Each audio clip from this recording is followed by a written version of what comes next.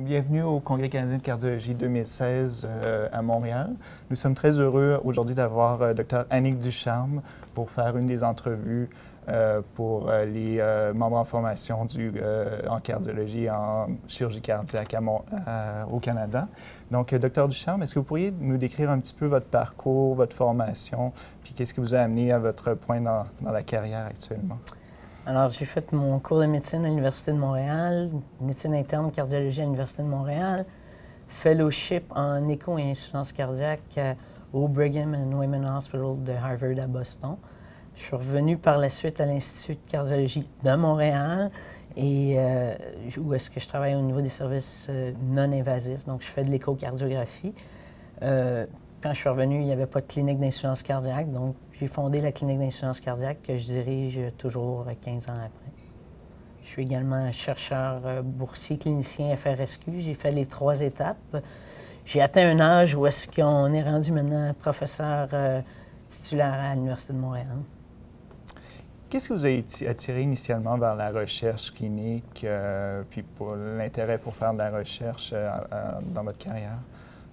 En fait, ce qui m'a attiré, c'est principalement essayer d'approfondir tes connaissances. On voyait souvent des patients chez lesquels on n'avait pas de solution. On lisait, on faisait des medlines. Up-to-date n'existait pas dans mon temps. Et il n'y avait même pas de solution. Comment traiter ces patients-là? C'est vraiment parti de points cliniques pour essayer de trouver des solutions pour ces patients-là. Donc, vous faites de l'insuffisance cardiaque avancée, de l'échographie, de la recherche par-dessus tout ça. Comment vous arrivez à concilier les tâches cliniques avec les tâches de recherche dans votre vie de tous les jours? En fait, c'est tous relié. Hein? Le remodelage, l'écho, l'insuffisance cardiaque, ça a l'air 3 spécialités complètement différentes, mais c'est vraiment... Je suis à l'intercept, si on veut, de ces 3 spécialités-là.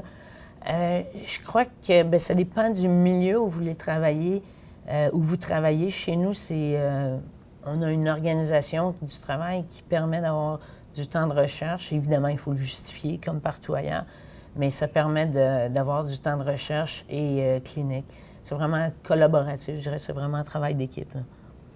Puis, ce serait quoi vos conseils pour des membres en formation, des résidents en cardiologie qui seraient intéressés par avoir une carrière en défense cardiaque, puis faire plus de recherche en termes de formation, puis comment débuter dans ce domaine-là? Bien, je dirais, premièrement, cherchez ce qui vous passionne et non pas l'hôpital où il y a un emploi, parce que parfois, tu peux être pressenti pour un hôpital et finalement, non, c'est vraiment ça que je veux faire. Donc, cherchez ce qui vous passionne. Il y a des mentors partout, je pense, à travers le Canada, qui peuvent trouver l'endroit qui, pour vous, est le plus facile pour aller chercher exactement la niche que vous voulez. Et par la suite, c'est beaucoup des opportunités, mais également d'utiliser les gens en place où vous retournez comme mentors, parce qu'ils sont souvent passés à travers les mêmes choses que nous auparavant. Donc, comment on fait pour se trouver un bon mentor? Puis quelle devrait être la relation mentor et mentee en cardiologie? Je suis probablement pas la bonne personne à qui demander ça. Moi, j'ai été engagée par Dr Rouleau, mais quand je suis revenue, il était rendu à Toronto. Alors, je suis allée chercher d'autres gens. Jean-Claude Tardif m'a beaucoup aidé au départ, qui était jeune patron à l'époque à l'Institut. Et puis, mais n'hésitez pas à poser des questions. Mario Tajic était chef de médecine, puis c'est vraiment lui qui m'a aidé au niveau clinique à guider pas à pas pour la fondation de la clinique d'insuffisance cardiaque.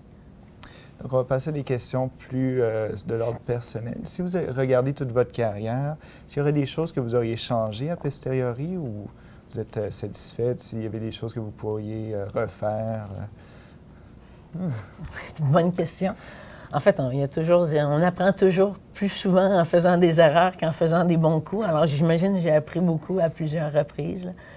C'est difficile à dire parce qu'on ne connaît pas l'avenir et je pense peut-être être un peu plus politique parfois. Ça ne nuit jamais, disons.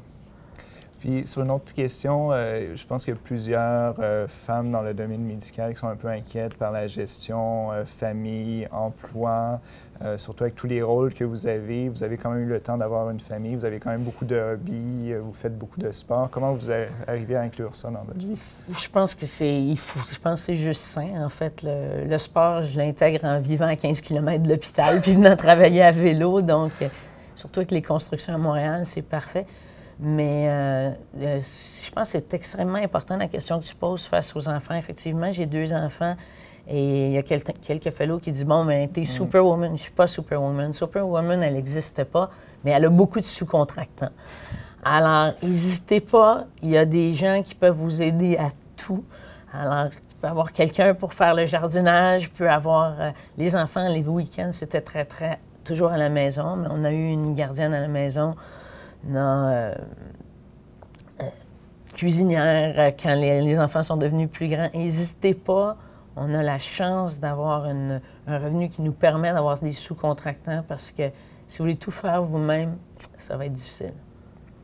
Merci beaucoup, Dr. Ducharme. Je crois que c'était des conseils extrêmement profitables pour les membres en formation en cardiologie, en chirurgie cardiaque. Merci beaucoup d'avoir participé à l'entrevue.